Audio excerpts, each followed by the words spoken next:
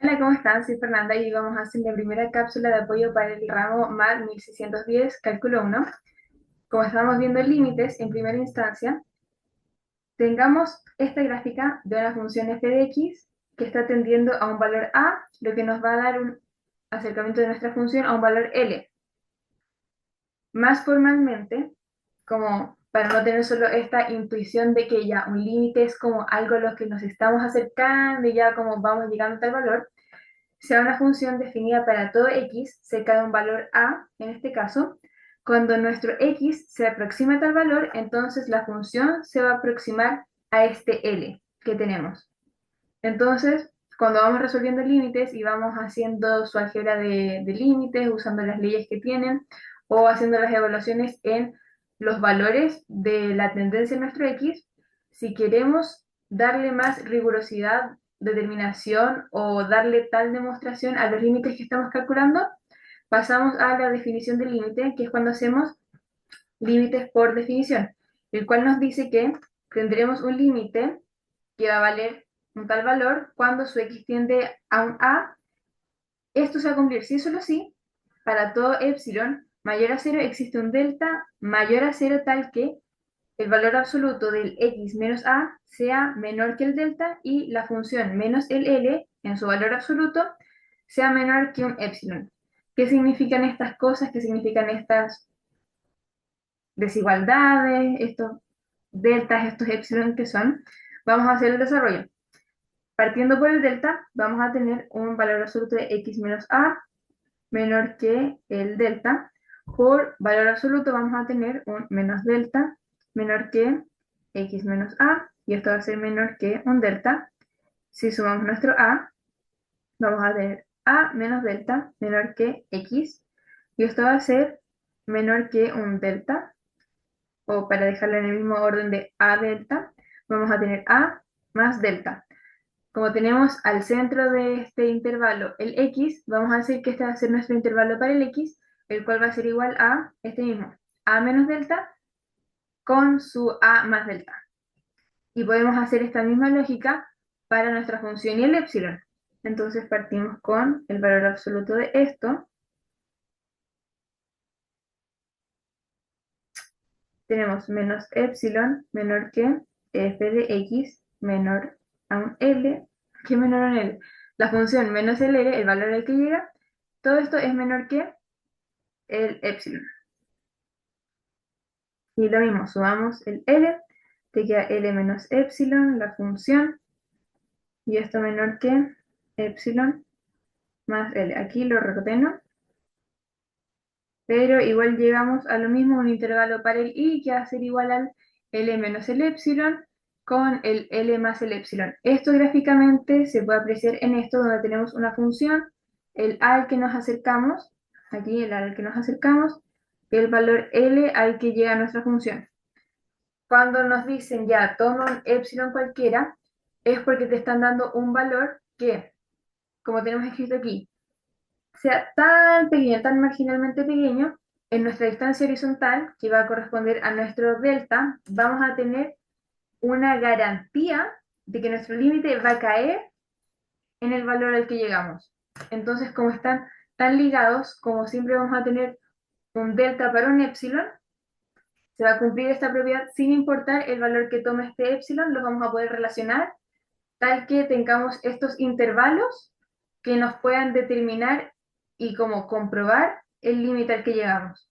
Aplicándolo a un ejemplo, vamos a tener una función que va a ser 7x menos 4. Cuando el x tienda a 2, esto va a valer 10. Tenemos 7 por 2, 14, menos 4, 10. Entonces, ¿cómo demostramos que esto es cierto? Partimos de nuestro enunciado que, dado un epsilon mayor a 0, vamos a tener un delta mayor a 0 tal que, y aplicamos lo que vimos recién. Tenemos nuestro valor absoluto menos el a, esto es menor que un delta. ¿Y qué implica esto? Que vamos a tener nuestra función menos su L, que en este caso es 10, que esto va a ser menor que un epsilon. ¿Qué hacemos? Despejes eh, que nos permitan relacionar las variables, porque de ahí vamos a llegar a algo. desarrollamos la expresión, sin enredarme más, como para que esto se visualice. Vamos a tener, factorizamos la expresión, vamos a tener 7 de x menos 2, chan chan, epsilon. Y aquí al tiro podemos ver que esto se está pareciendo a nuestra expresión inicial. Tenemos el x menos 2, un menor que, y aquí, ¿qué nos está como sobrando en la forma? El epsilon y el 7. ¿Qué podemos hacer con esto? Sacamos el 7 del valor absoluto, que va a ser 7, valor absoluto de x menos 2 menor que el epsilon. ¿Y en qué queda esto? X menos 2 en valor absoluto aún va a ser igual, no va a ser igual, no son igualdades, va a ser menor que, porque siempre estamos hablando de que estamos como en los rangos y que no nos podemos pasar, entonces siempre vamos a tener como estas acotaciones. Entonces, como llegamos a la forma de que el valor absoluto de nuestro x menos 2 es menor que el epsilon, este epsilon lo partimos por el 7 que teníamos en nuestra expresión. ¿Y qué podemos reconocer aquí? Que este epsilon partido en 7 va a ser nuestro delta, porque llegamos a la misma expresión. Y con esto es cuando podemos como finalizar y concluir que nos bastaría tomar un delta igual a epsilon partido en 7 para determinar que nuestro límite inicial va a valer 10. Eso.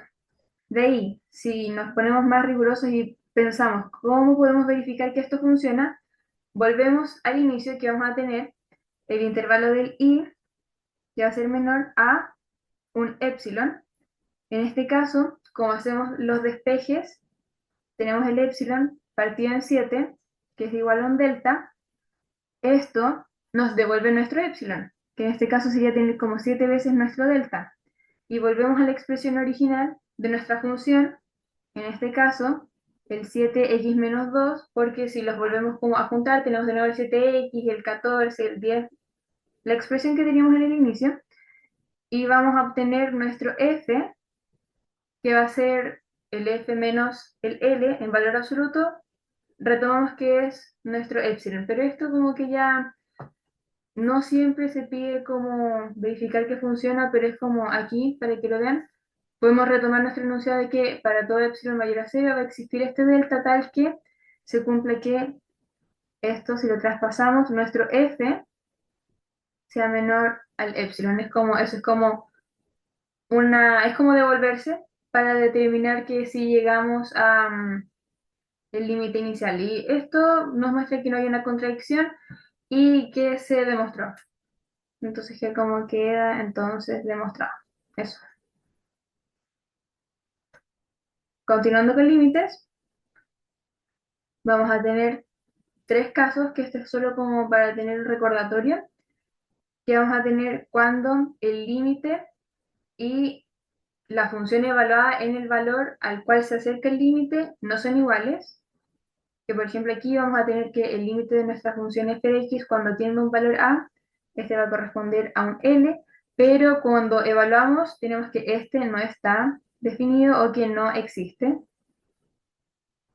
Luego tenemos un caso donde el límite existe y cuando evaluamos la función en el punto de tendencia también existe, pero no coinciden. Como dije, entonces, por ejemplo, el límite en este caso va a ser L, porque nos acercamos por aquí, nos acercamos por acá y llegamos al mismo valor L, pero al evaluar el punto, nuestra función nos da un valor I, en este caso un I cualquiera. Y luego tenemos este último caso cuando tanto el límite como al evaluar la función en el punto de acercamiento toman el mismo valor. Entonces aquí podemos ver que nuestro límite por cualquier acercamiento tiende a L y nuestra función evaluada en el punto también vale L. Cuando vemos acercamientos por derecha e izquierda, pensamos en límites laterales. Como podemos ver aquí, de nuevo tenemos una función cualquiera. Entonces, cuando tenemos este acercamiento por ejemplo, esta rama, vamos de izquierda a derecha, tenemos un acercamiento por la izquierda, y aquí podemos tener cualquier valor. En este caso, como tenemos una función que está como separada como en dos ramitas, el primer valor cuando tenemos esta tendencia por la izquierda, por este signo negativo, va a ser un L1, y luego cuando nos acercamos aquí, desde la derecha, al punto de tendencia, vamos a tener un valor L2 cualquiera.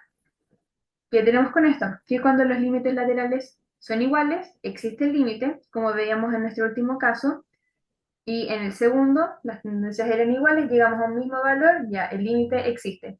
Pero cuando son distintos, el límite no existe. ¿Cómo? Teníamos en este caso, por izquierda tendríamos a un valor, por derecha tendríamos a otro, no concuerdan, no tenemos un límite. Tipos de ejercicios que nos preguntan esto es cuando tenemos funciones por ramas, y ahí nos tenemos que asegurar de que las tendencias sean iguales para decir que hay un límite. Ahora, otro tema, aparte de los límites laterales y qué pasa cuando nuestras funciones si coinciden o no con los límites, tenemos los límites infinitos. ¿Qué pasa? Que es cuando tenemos, por ejemplo, en este caso tenemos una función h de x. Lo que pasa es que cuando nuestro x se acerca a un a, la función va a tomar valores infinitamente grandes. Estos pueden ser tanto positivos como negativos. En este caso, tenemos un h de x que va a ser igual a 8 menos 2x partido en x al cuadrado menos 1. En este caso podemos hacer una evaluación. Evaluamos directamente nuestro punto de tendencia y vemos que obtenemos. Tenemos el límite cuando x tiende a 1 por una lateralidad derecha. Tenemos 8 menos 2 por 1. Y luego, como tenemos un cuadrado en el denominador, tenemos x menos 1, x más 1, que en todo caso nos va a dar 8. Luego 1 más 1, 0, por aquí 1 más 1, 2. ¿Qué nos da esto?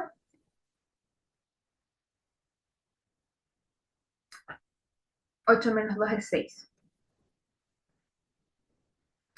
Numerador 6, denominador 0. ¿Qué nos da esto? Una tendencia a un infinito positivo.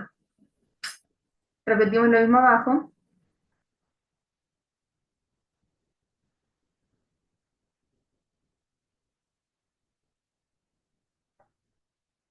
De nuevo, 0 en el denominador, 6 en el numerador. ¿Qué nos da esto? Aquí, un infinito negativo. ¿Cómo vemos esto? Por las tendencias de dónde nos vamos acercando. En el primer caso tenemos un acercamiento al número desde la derecha, entonces aquí lo que se nos vuelve 0, que es este x menos 1, se podría ver como un 0 positivo, entonces como estamos dividiendo positivos por positivos, nuestro resultado va a ser un positivo, pero aquí en el límite de abajo, como tenemos un acercamiento por la izquierda, podemos verlo como que tenemos un 0 negativo. Si lo vemos como por ese artificio matemático, entonces vamos a tener un positivo partido por un negativo, lo que nos va a dar un resultado negativo. Eso, entonces considerar como ese artificio matemático de ver cómo se comporta nuestro cero para ver si finalmente nuestro infinito va a ser o positivo o negativo. Así que tener ojo con eso. Porque, ya para cerrar el tema, ejemplo, si hubiéramos tenido el mismo límite con el mismo x que tiende a su 2 y hubiéramos tenido menos 6 en el numerador en vez del 6 positivo y era 1. Me quedé con el 2 del epsilon delta. Ya, el 1 desde la tendencia negativa y tenemos el mismo caso. Aquí nuestro 0 va a tender por los negativos, entonces va a ser un 0 negativo por el 2 que queda como tal.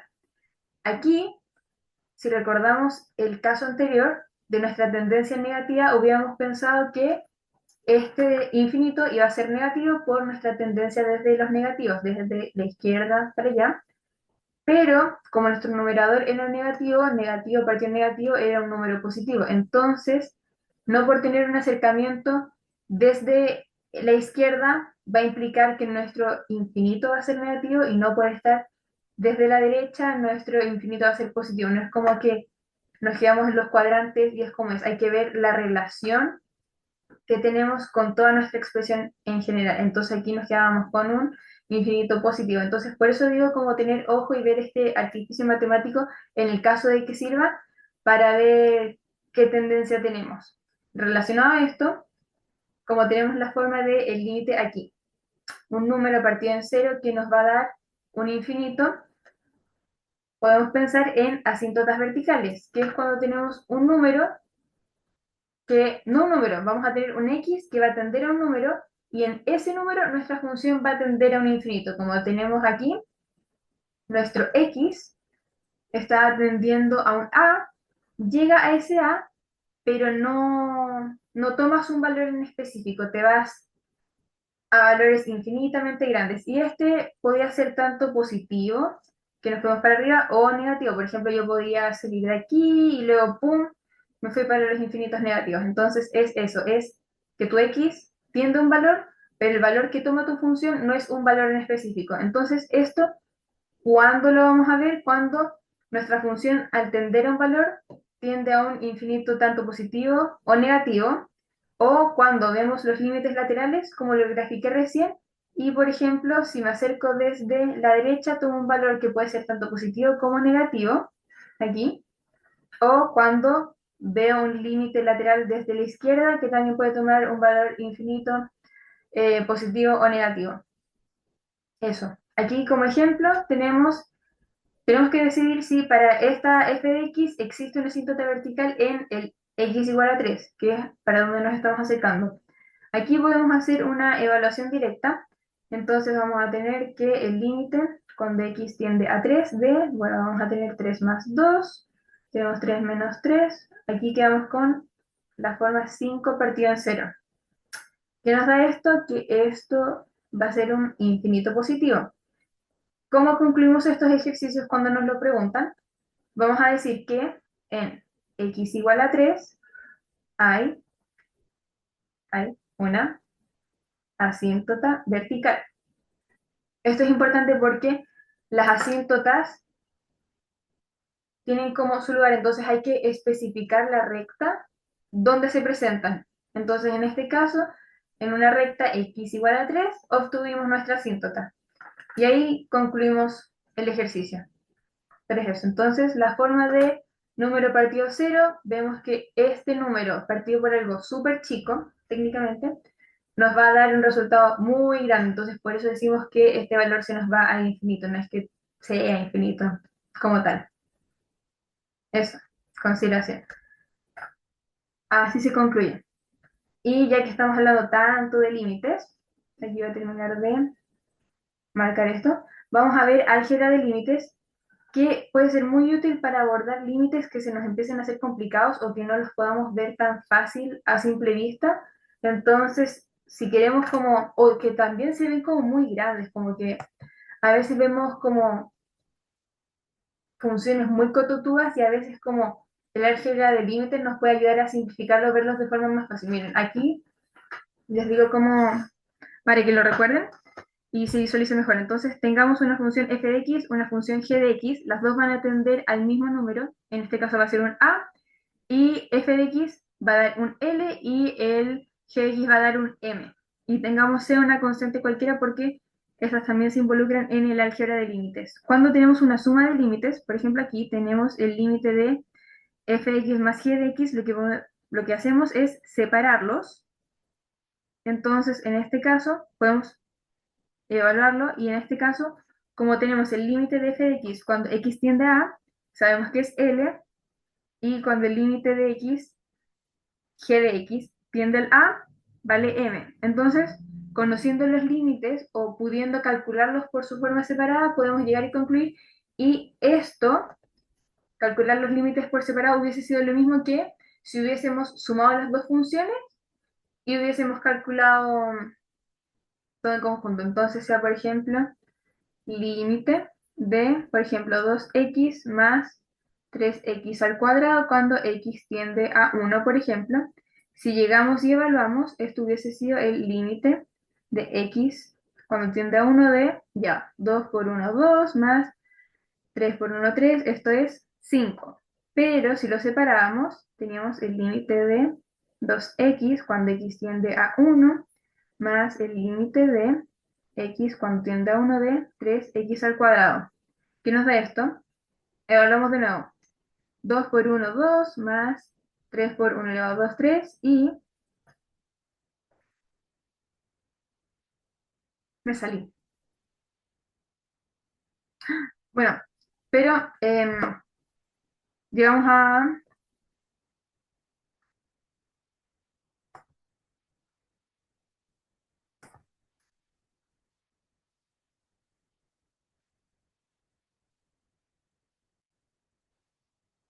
Ya, teníamos el límite por separado de cada f de x con el g de x.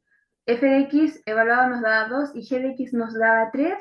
Sumamos los límites por separado y llegábamos de todas formas a que el resultado era 5. Entonces, para expresiones que se ven más complicadas, tal vez el álgebra de límites sea una buena herramienta para tener un mejor abordaje de este. Vimos suma para límites, ahora vemos diferencia para los límites, que es exactamente lo mismo, pero con un signo negativo.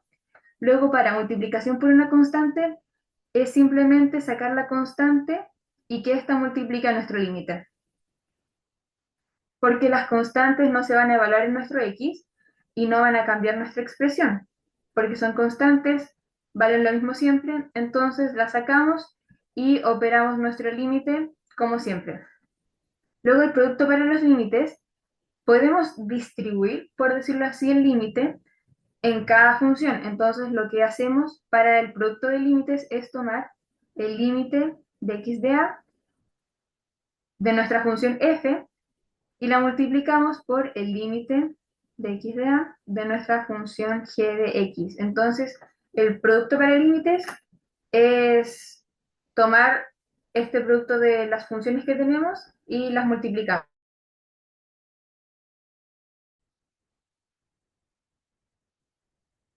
Para el cociente de límites es lo mismo.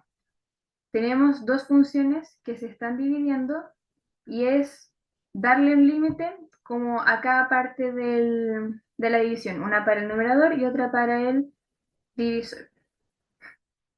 Una para el numerador y otra para el denominador. Entonces, en este caso sería tomar el límite de x cuando tiende a de el f de x partido por el límite cuando x tiende a del g de x. Y como vimos anteriormente, es lo mismo operarlo todo junto que haciendo esta álgebra para separar la expresión y tomarla de esa manera. Por ejemplo, otro ejemplo para el cociente de límites sería, por ejemplo, el límite cuando x tiende a 2 de 2x al cuadrado menos 3x más 1 dividido por x al cubo más 4. Tenemos evaluación directa. Evaluación directa. Vamos a tener límite cuando el x tiende a 2 de, ya, 2 por 4 menos 3 por 2 más 1. Y esto va a ser 8 más 4. Aquí sí tenemos esto que es 8 menos 6 más 1. 3 en el numerador, 12 en el denominador. Simplificamos y obtenemos un cuarto. Ahora apliquemos álgebra de límites. Vamos a tener el límite cuando x tiende a 2 de 2x cuadrado menos 3x más 1 partido por el límite cuando x tiende a 2 de x al cubo más 4. Y hacemos la misma evaluación directa. Vamos a tener 2 por 2 a 2 por 4 menos 3 por 2 más 1 en el numerador. Resolvemos el denominador de la misma forma. 2 elevado a 3, 8 más 4. Obtuvimos los mismos resultados que arriba. Resolvemos, arriba nos va a quedar 3 de nuevo, abajo nos va a quedar 12 de nuevo y fue como juntar los límites de nuevo porque llegamos al límite de la parte de arriba, al límite de la parte de abajo. Los resultados, volvemos a simplificar y de nuevo obtuvimos el mismo resultado que era un cuarto. Entonces, eso. Así aplicamos álgebra de límites cuando queremos abordar de distintas formas nuestras expresiones para facilitar su desarrollo. Y eso, en general lo hace más simple. Vemos un ejercicio que se ve súper cotutudo, aplicamos el álgebra de límites correspondiente y eso muchas veces nos puede hacer los cálculos mucho más simples. En este caso teníamos ejemplos súper fáciles como que era llegar y aplicar o simplemente evaluar, pero sirve como para tener un primer acercamiento y eso, como visualizar que si llegamos a lo mismo y que no se hacen cambios muy bruscos. Entonces, eso, con eso terminamos la primera cápsula. Ojalá haya sido de ayuda. Cualquier duda, pregunten, estamos aquí para ayudarlos.